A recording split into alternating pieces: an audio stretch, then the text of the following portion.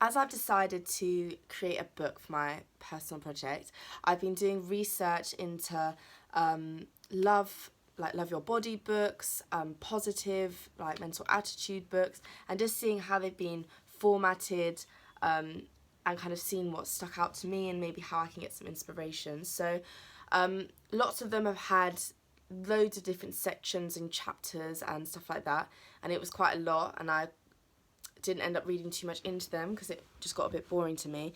But I found one book that I loved. It's called How to Love Your Body, and it was a really nice, clear, simple book, and it had 3 sections to it. So that's what I want to do with my book. I just want to have 3 nice, strong sections to the book, and then yeah, it's just a nice, easy read for the reader. It makes sense, and it has 3 like strong stages to it. So the first section of the book, I want it to be really informative statistics, facts. I'm going to do research on things like plastic surgery, cosmetic surgery, the rise in them, things like girls getting surgery done on their vaginas, how porn affects us, everything like that, just the things that are the facts and the statistics of the current time.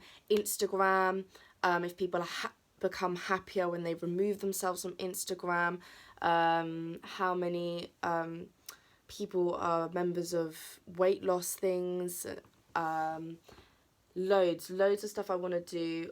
I want to focus on kind of self-loathing, how it manifests, self-harm, all the things that we kind of go through and experience, that are like a personal issue, and how that kind of isn't really being dealt with, and how we all feel the same way, but it's not quite being shared and informed enough onto how to improve it. So I think if the book starts off with these statistics and facts that will be quite shocking, then it can kind of go through the journey into the second section, which is all my research that I've been doing. So I've got the questionnaire I've sent out, with different questions, women's stories, how they feel about themselves, stuff that they've gone through, and then I'm going to have pictures of them within the book too, so it adds a different element, it breaks the book up a little bit, and I think that will kind of make it more interesting to read. So it's not just loads of writing, it's real life women who I've spoken to. So yeah, so when I get all the research together from one, I can then reflect on the answers from the questionnaire in section 2 and see how they correlate and if they connect, or maybe if there's something interesting that isn't that doesn't relate and has actually gone in the opposite direction. Just kind of analysing and seeing how, online it is to people that I know or have spoken to. I didn't know all the women. And then section 3, the final section, is how we can begin to address it, take responsibility for our happiness, having a break from social media, NLP. So basically, in section 1, it's like the root of what's going on. And then section 2 is real life, women sharing their stories.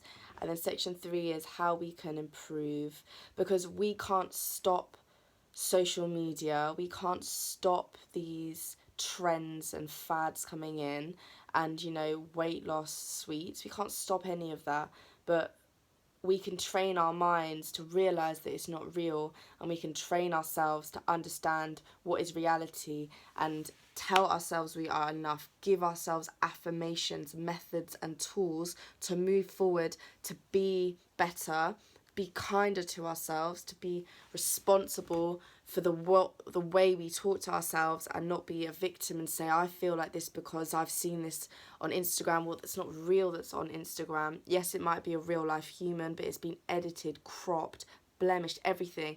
And I think that that's what needs to be kind of told in the end, just to explain that you can't stop it entirely, but you can improve how you feel towards it, and just understand that it's not real, because we are worthy and we are enough.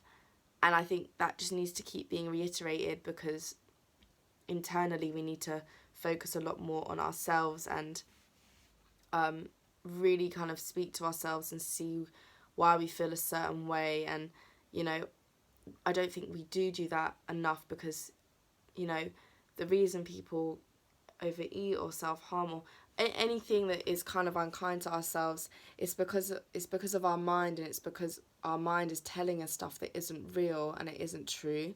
And that's what's really upsetting. And this is what I see a lot in Bravissimo too, is women telling themselves these things and telling themselves that they would be better if they lost a stone or they lost this or that, but it's rubbish. It's not true. You will only feel better if your mind is telling you different things and is feeding you healthy thoughts and kindness. And that is what I want to finish on, so it finishes on a high, on ways to do this, ways to move forward.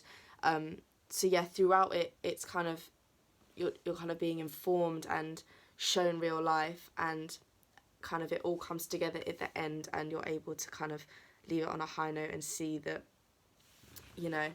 we are beautiful, which is the whole point of my book. So yeah, that's kind of the inspiration for my book.